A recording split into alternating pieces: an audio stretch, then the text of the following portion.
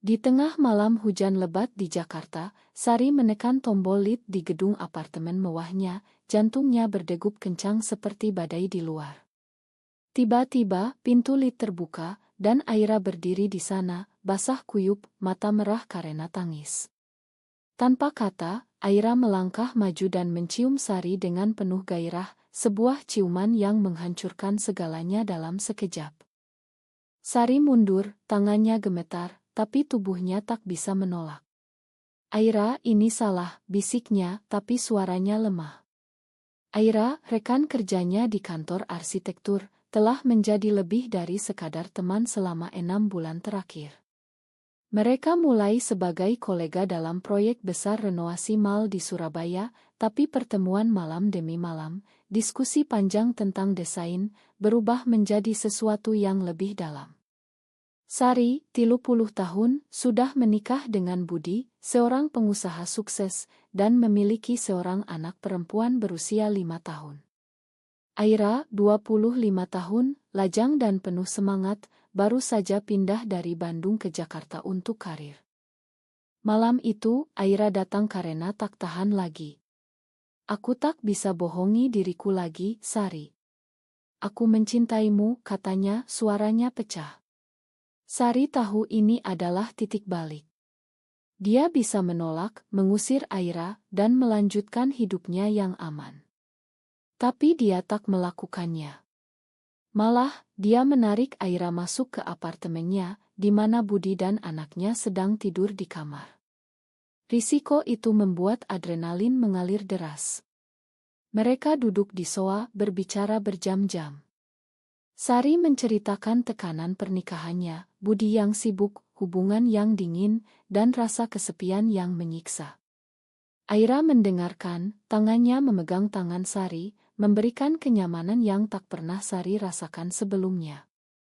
Pagi harinya, Sari bangun dengan rasa bersalah yang menyesakkan dada. Aira sudah pergi, meninggalkan catatan, maafkan aku, tapi aku tak bisa berhenti. Sari menyembunyikan catatan itu, tapi hatinya sudah retak. Di kantor, mereka berpura-pura biasa, tapi tatapan mereka saling bertemu, penuh rahasia. Proyek Surabaya mendekati deadline, memaksa mereka bekerja lembur bersama. Setiap malam, ketegangan meningkat. Sari mulai mempertanyakan segalanya, apakah pernikahannya layak dipertahankan? Apakah mencintai Aira adalah dosa? Di Indonesia, di mana norma masyarakat masih kuat dipengaruhi agama dan tradisi, hubungan seperti ini adalah tabu. Sari ingat kata-kata ibunya, wanita harus menjaga rumah tangga, jangan ikuti hawa nafsu. Tapi Aira tak peduli. Dia tumbuh di keluarga liberal di Bandung, ayahnya seniman, ibunya dosen. Kita tak memilih siapa yang kita cintai, katanya suatu hari di kai dekat kantor. Sari mengangguk, tapi dalam hati, dia takut. Takut kehilangan anaknya, takut dicap oleh masyarakat. Saat itu, Budi menelepon, mengajak Sari makan malam keluarga. Sari pergi, tapi pikirannya di Aira. Malam itu, di meja makan, Budi bertanya, "Kamu baik-baik saja?" Kelihatan gelisah. Sari tersenyum palsu, hanya lelah kerja. Tapi dusta itu mulai menumpuk. Beberapa hari kemudian, konflik pertama muncul. Di meeting proyek, Aira dan Sari bertengkar soal desain. Aira ingin elemen modern yang berani, Sari lebih konservatif. Tapi di balik itu, ada ketegangan pribadi. Setelah meeting, Aira menarik Sari ke ruang arsip. "Kamu menghindariku," tuduh Aira. Sari menggeleng, "Aku takut, Aira. Ini bisa menghancurkan hidupku." Aira memeluknya, "Kita bisa hadapi bersama." Tapi Sari tahu, ini baru permulaan. Sari mulai mencari jawaban. Dia membaca artikel online tentang di Indonesia, tentang perjuangan hak asasi, tapi juga tentang diskriminasi. Di masjid, dia berdoa, memohon petunjuk. Tapi hati kecilnya berkata, perasaan ini nyata. Sementara itu, Aira mulai tertekan. Teman-temannya di Bandung bertanya kenapa dia jarang pulang. Ada seseorang di Jakarta, jawabnya samar. Tapi dia tak berani cerita detail, takut ditolak. Suatu malam, Sari dan Aira bertemu di Taman Monas. Hujan reda, udara segar. Mereka berjalan, berbicara tentang mimpi. Aira ingin trailing ke Bali bersama Sari. Sari tertawa, tapi matanya berkaca. Aku tak bisa, Aira. Aku punya keluarga. Aira berhenti, pilih aku atau mereka. Sari terdiam. Itu adalah ultimatum pertama. Malam itu, Sari pulang dan melihat Budi sedang bermain dengan anaknya. Rasa bersalah menusuk. Dia memutuskan untuk menjauh dari Aira. Besoknya di kantor, dia minta dipindah tim. Bos setuju, tapi Aira marah. Kamu pengecut, katanya. Sari tak menjawab, tapi hatinya hancur. Tapi jarak tak menghentikan perasaan. Sari mulai bermimpi tentang Aira, bangun dengan keringat dingin. Di rumah, Budi curiga. Kamu sering melamun, katanya. Sari bohong lagi. Sementara Aira, dia mulai keluar dengan teman baru, mencoba lupakan Sari. Tapi tak bisa. Dia menelepon Sari malam-malam, aku rindu kamu. Sari menangis, aku juga. Ini adalah lingkaran setan. Akhir ilehiji, ketegangan meningkat ketika Budi menemukan pesan dari Aira di ponsel Sari. Siapa ini? Tanyanya marah. Sari panik, hanya rekan kerja. Tapi Budi tak percaya. Konflik rumah tangga mulai meledak. Budi melempar ponsel Sari ke meja, matanya menyala amarah. Rekan kerja yang kirim pesan, aku tak bisa tidur tanpa memikirkanmu. Jangan bohongi aku, Sari. Sari terdiam, tubuhnya dingin. Ini adalah momen yang dia takutkan, tapi tak bisa hindari.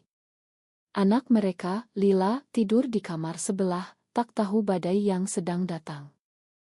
Sari duduk, mencoba tenang. Itu salah paham, Budi. Aira hanya teman dekat. Budi tertawa sinis, teman dekat yang bikin kamu berubah. Kamu jarang di rumah, selalu lembur. Aku tahu ada yang salah.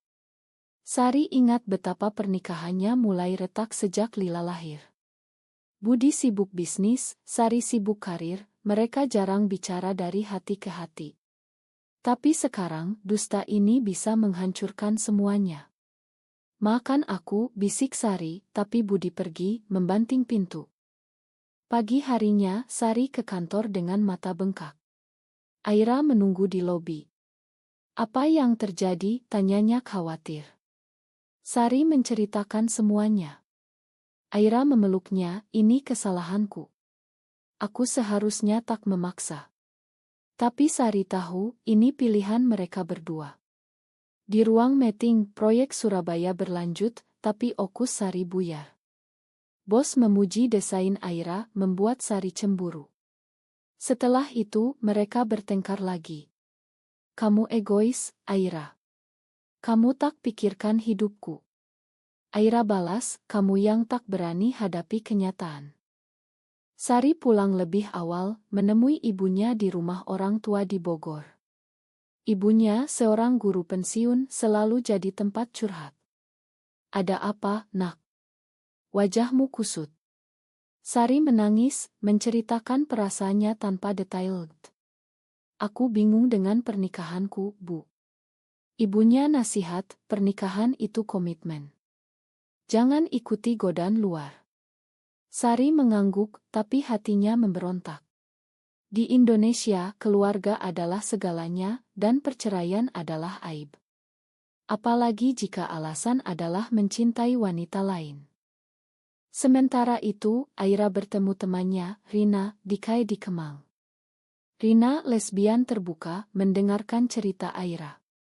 Kamu harus berjuang, tapi jangan paksa dia. Masyarakat kita belum siap. Aira marah, kenapa harus sembunyi? Di Bandung, aku punya komunitas. Rina ingatkan, di Jakarta lebih konservatif. Bisa-bisa kamu dipecat atau dihakimi. Aira pulang, memutuskan untuk mundur. Dia kirim pesan ke Sari, aku akan pindah proyek. Ma. Tapi Sari tak terima. Dia datang ke apartemen Aira di malam hari. Jangan pergi, katanya. Mereka berpelukan, tapi tak lebih. Bicara panjang tentang masa lalu. Aira cerita masa kecilnya, di mana dia sadar suka perempuan sejak SMA. Aku pernah dibully, tapi aku bangkit. Sari kagum, tapi takut. Aku tak sekuat kamu. Malam itu mereka tidur di sofa, saling genggam tangan. Pagi harinya Sari pulang sebelum Budi bangun. Konflik membesar ketika Budi menyewa detektif. Dia dapat oto Sari dan Aira di taman. Ini bukti, bentaknya. Sari tak bisa bohong lagi. Aku mencintainya, Budi. Budi syok, kamu gila. Ini haram. Pikirkan Lila. Sari menangis, aku tak mau ini, tapi perasaan ini nyata. Budi marah, kamu pilih, dia atau keluarga. Sari terdiam, hatinya tercabik. Di kantor, rumor mulai beredar. Rekan kerja bisik-bisik. Bos panggil Sari, ada masalah pribadi. Kerjamu menurun. Sari bohong, tidak, Pak. Tapi Aira dihadapkan rekan yang homofobik. Hati-hati, jangan dekat dia, kata satu orang. Aira marah, tapi diam. Malam itu, Aira dan Sari bertemu di hotel murah di pinggir kota untuk bicara. Kita harus hentikan ini, kata Sari. Aira setuju, tapi mata mereka berkata lain. Sari mulai terapi diam-diam, psikolog bilang, ini tentang identitas diri. Jangan tekan perasaan. Tapi Sari ragu. Di rumah, Budi dingin, tidur terpisah. Lila tanya, ayah kenapa marah? Sari peluk anaknya, nanti baik lagi. Tapi dalam hati, dia tahu ini akhir. Aira sementara itu dapat tawaran kerja di Singapura. Aku akan pergi, katanya ke Sari. Sari syok, jangan tinggalkan aku. Ini adalah titik kritis. Sari harus memilih tetap dengan keluarga atau ikut hati. Malam itu, dia packing tas, tapi berhenti. Aku tak bisa, bisiknya. Proses cerai dimulai di Pengadilan Agama Jakarta. Sari duduk di bangku, tangan gemetar, mendengar hakim membaca alasan ketidakcocokan. Budi di sebelah, wajah dingin. Lila di rumah nenek, tak tahu ayah ibunya berpisah karena rahasia yang tak bisa dicap. Sari merasa bebas, tapi juga hancur. Setelah sidang, Budi bilang, kamu telah menghancurkan keluarga kita demi wanita itu. Sari tak jawab, tapi air mata mengalir. Aira menunggu di luar pengadilan. Kamu berani, katanya, memeluk Sari. Tapi Sari tolak, belum saatnya. Masyarakat akan hakim kita. Mereka pergi ke kai tersembunyi di Tamrin. Di sana Sari cerita tentang tekanan. Ibuku telepon, marah besar. Kamu aib keluarga. Aira pegang tangannya, kita hadapi bersama. Tapi Aira sendiri ragu. Keluarganya di Bandung tahu, ayahnya dukung, tapi ibunya khawatir. Di Indonesia, masih dianggap penyakit, kata ibunya. Mereka mulai hidup rahasia. Bertemu malam hari, di apartemen Aira. Sari pindah ke tempat kecil di Kemayoran, jauh dari Budi. Lila tinggal dengan Budi kunjungan akhir pekan. Setiap kali peluk Lila, Sari menangis dalam hati. Ibu kenapa pergi, tanya Lila. Karena kerja, bohong Sari. Harga yang dibayar mahal, kehilangan waktu dengan anak. Di kantor, Sari dan Aira dipindah tim berbeda. Tapi rumor menyebar. Satu rekan, Andi, konfrontasi Aira. Kamu rusak moral kantor. Aira balas, ini hidupku, bukan urusanmu.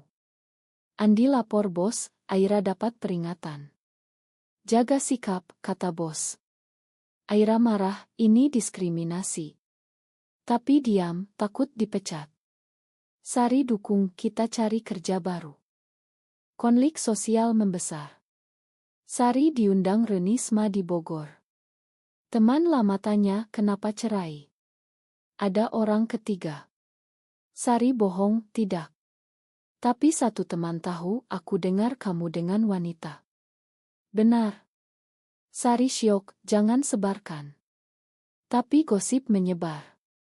Ibu Sari telepon, kamu malu-maluin keluarga. Kembalilah ke Budi. Sari marah, ini pilihanku, Bu. Hubungan ibu anak retak. Aira ajak Sari ke komunitas LGB di Jakarta. Di acara rahasia, mereka bertemu orang sejenis. Kalian tak sendiri, kata satu aktivis. Sari terinspirasi, tapi takut. Bagaimana jika polisi gerebek? Aira jawab, risiko untuk kebebasan. Malam itu, mereka pulang lebih dekat. Tapi paginya, Aira dapat ancaman online, lesbian seperti kalian harus dihukum. Aira blokir, tapi takut.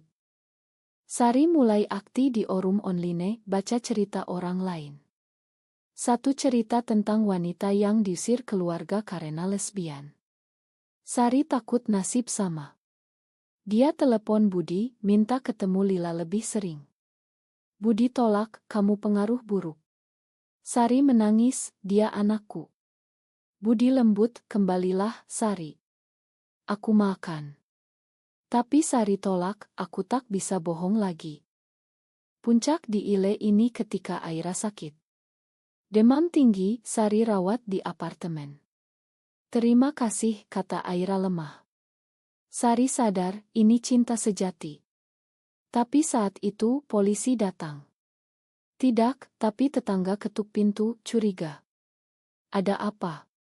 Sari bohong, teman sakit. Tetangga pergi, tapi ketegangan naik. Sari putuskan cerita ke Lila. Di taman, ibu suka tante Aira. Lila bingung, tapi ibu harus sama ayah. Sari jelaskan sederhana, cinta tak selalu seperti itu. Lila peluk, aku sayang ibu. Tapi Budi tahu, marah besar.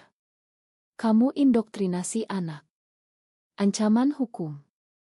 Aira saran pindah ke Bali, lebih liberal. Mulai baru. Sari ragu, tapi Lila. Keputusan sulit. Di pengadilan keluarga, Sari berdiri, memohon hak asuh bersama. Aku ibu yang baik, katanya. Budi counter, dia punya gaya hidup tak pantas. Hakim tanya, apa maksud?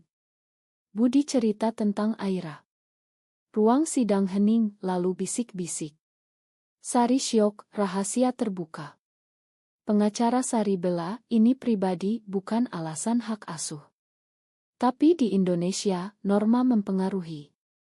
Hakim tunda sidang. Keluar pengadilan, wartawan mengepung. Benarkah Anda lesbian? Tanya satu. Sari lari, Aira lindungi. Berita menyebar, arsitek cerai karena cinta sejenis. Sari dipecat dari kantor.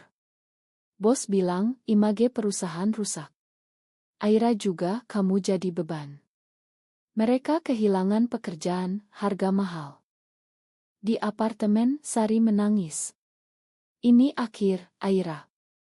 Aira kuat, tidak, kita lawan. Mereka cari dukungan dari Ngold. Aktivis bantu, kalian bisa gugat diskriminasi. Tapi proses panjang. Sementara keluarga Aira datang dari Bandung. Ayah dukung, aku bangga kalian berani. Ibunya ragu, tapi bahaya. Sari iri, keluarganya tolak. Ibu Sari telepon, jangan hubungi lagi. Kamu bukan anakku. Sari hancur.